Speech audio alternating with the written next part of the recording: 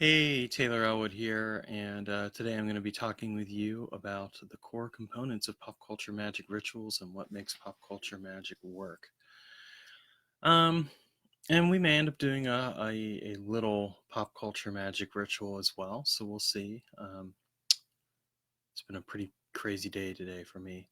Anyway, pop culture magic rituals. I think a lot of people kind of question whether or not a pop culture magic ritual can really work. I mean, can this really be real magic? Well, I would argue by now the fact that there are a large contingent of people out there practicing pop culture magic speaks to the veracity of that in and of itself. But beyond that, I think it really comes right down to understanding that magic fundamentally is based on certain specific principles, of what works and what doesn't work. And when you know what works, then it's very easy to make it work consistently. And if you look at pop culture magic, it's really based on these essential principles. Um, the way I look at it with pop culture magic is you're not actually doing anything significantly different than what you would do with a regular magical ritual. What you are doing is you're substituting the pop culture that you're choosing to work with instead of using something that's old and ancient. Um, it's really in that sense, it's not really at all very different from what you might otherwise do. And we'll take the example of let's say we're calling the quarters, right? If we're doing a calling of the quarters and we're drawing upon pop culture spirits to step in and represent the specific elements that we're working with, it's not really a distinctly different thing from, say, working with the four archangels of the elemental quarters or drawing upon four deities in a relevant cultural tradition for the four quarters or whatever else you want to do. It really just boils down to understanding what each of those spirits represents and developing a corresponding relationship with them. It boils down to understanding the foundational aspects of magic, what makes magic work, period. And so if you understand how magic works and you understand, the essentials of what you're doing, then a pop culture magic ritual shouldn't really be all that difficult to make work, because what you're doing is you're plugging and playing. You're plugging in the pop culture and playing it where you would normally use traditional culture instead. Now, some people would find this blasphemous and would say that that doesn't make sense. Like, how can you do that? And can pop culture spirits have the same powers of ancient deities and all that other stuff? I'm not going to really get into that debate. I don't think it's relevant. And it really comes right down to, it does it work for you? Does it is it meaningful for you? Is it something that allows you to meaningfully express yourself in a way that is spiritually and materially relevant to you? And if the answer is yes, then that's really all that matters. I think that when people get caught up in whether or not this will work, a lot of it is because they have troubles believing that something that isn't quote unquote traditional could work. But what they forget is that anything that's traditional, again, draws upon the same essential principles. Magic doesn't suddenly up and change because you're choosing to use pop culture. The only thing that changes is that you're choosing to use pop culture in the place of more traditional stuff. And as shocking as that might seem, it really comes down to a core understanding of what it is that you're doing in your life, with the concepts that you're working with and how those concepts are expressed into experiential practice that changes your life. And pop culture is just one way of doing that. You can really reasonably build any viable system of magic off of the core concepts, practices, what have you, of magic. As an example, we can build a viable system of magic off of using the four elements in different ways, because they're just kind of built into our approach to magic. And so when people get fixated on this idea of magic having to be a certain way, what they're fundamentally denying is an essential understanding of how magic works. because they're basing it off of this notion that magic has to be performed in a specific way, in a specific context, and that if it's not in that context, it won't work. But what they forget is that the context is the window dressing. Magic doesn't care about that. Magic, in terms of being a fundamental principle of reality, and with its own processes, etc., doesn't really care one way or another if you're working with pop culture or not. The only one who cares is you. And so if you find it shocking, the idea of working with pop culture, my challenge would be to you, well, why not try it? Give it a try. What's the worst that can happen? The worst that'll happen is that you'll come to the conclusion that pop culture magic doesn't work for you. Or alternately, maybe the worst that'll happen is that you'll realize pop culture magic does work, and that it'll blow up everything in your life, because all of a sudden you'll realize, well, this could work. This could be viable. I mean, either way, whatever. The best thing that'll happen is that it may help you expand your mind and open you to the realization that pop culture is just like anything else, based on what is really relevant to you. So I think I will go ahead and do a short pop culture magic ritual of sorts. Again, I'm gonna be brutally honest here. My ritual style is not going to necessarily have a lot of bling or anything like that. I know one of you is kind of like, oh, well, if you need to dress up in a Batman costume or something, and it's like, no, I really don't. It's not something I would do. But I have no problem showing you kind of like as an example of how this would work. So give me a moment here. I'm going to get everything set up, and we'll do this.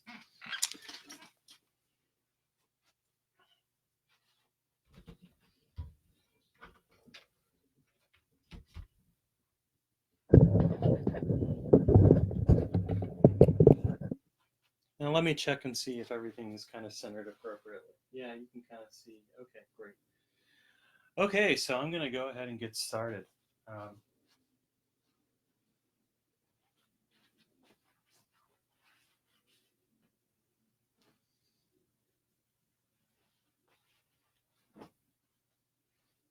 Pull out my ritual cord. Let's see how the lighting looks without light. A little overcast, but nothing too bad. Okay.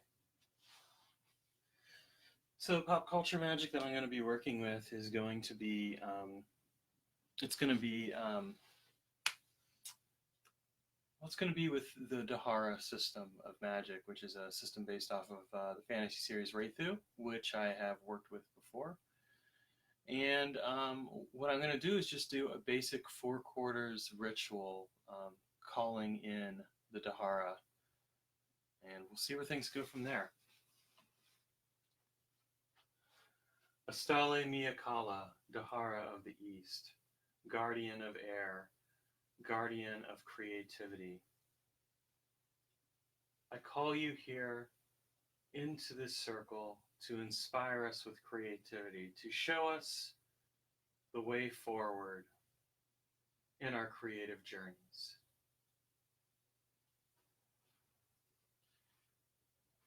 Astale Agave, Dahar of the South, guardian of fire, guardian of us all, I call you forth to bring your protection into this circle, into this sphere, into this place, that we might work with you meaningfully. Astale Lunil, guardian of water, Dahar of dreams, come forth to this circle and bring in this space your dreams, your energy, your current. Allow us to see the languid possibilities that lie within, if we are just willing to plumb the depths.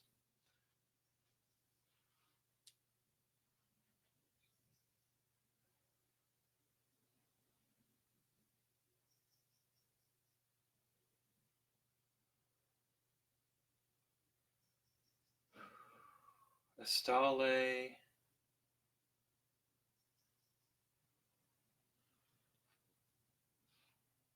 Karaziel, Dahara of wishes, guardian of the north, guardian of the earth. brings forth the manifest power of realization. I ask you to come forth and bring to this space the place of realization, of turning wishes into dreams, creating manifest reality. Astale Agama Thidi, Dahar of space and time, guardian of movement and stillness. Bring us to a place of stillness in this ritual. Bring us to a place of material realization, the potential turning into reality. Transform our knowledge in our space, in this moment, in this place.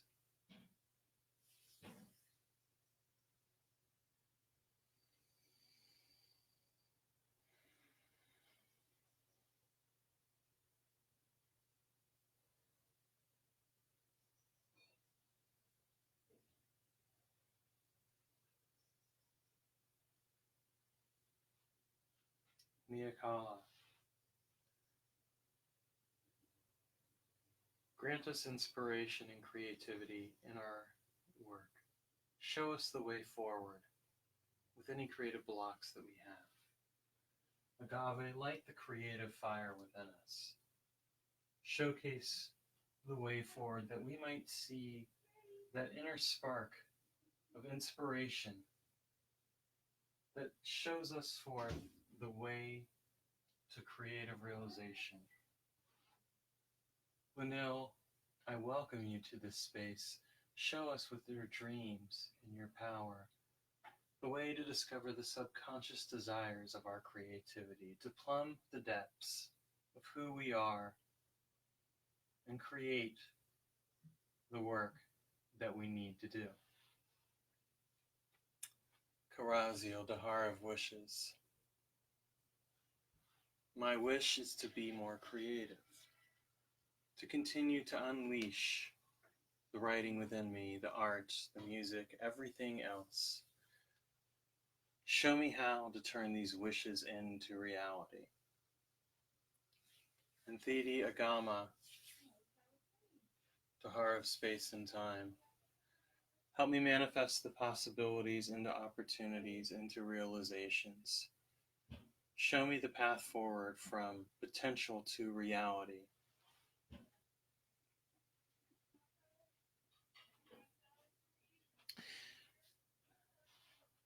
So, yeah, that's just a short pop culture magic ritual. I did do a little bit of improvisation in the sense that I changed the Dahar of North to Karazio, which is the Dahar of Wishes, because normally it'd be a different Dahar, but I decided to do something a little different. And I did it to actually illustrate the fact that, as with anything else, I mean, magic is ultimately very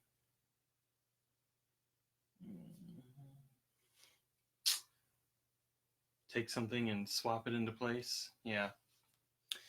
You know, it's plug and play. I know that doesn't seem very.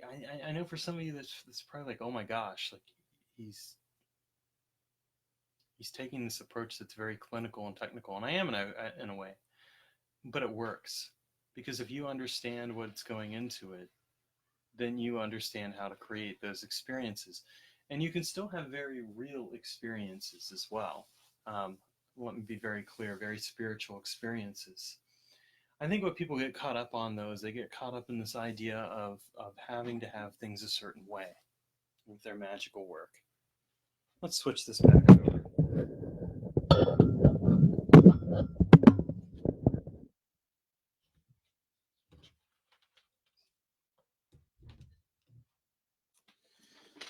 And I'm back. I don't even know if anyone's watching this, and that's okay.